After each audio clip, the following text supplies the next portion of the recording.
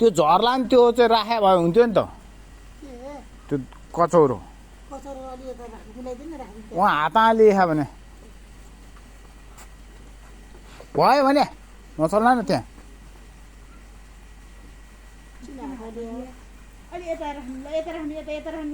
अगाडि राख्नु न साथी यता छेउमा राख्नु यता पानी राखेर ठाउँमा राखेन अप्ठ्यारो हुन्छ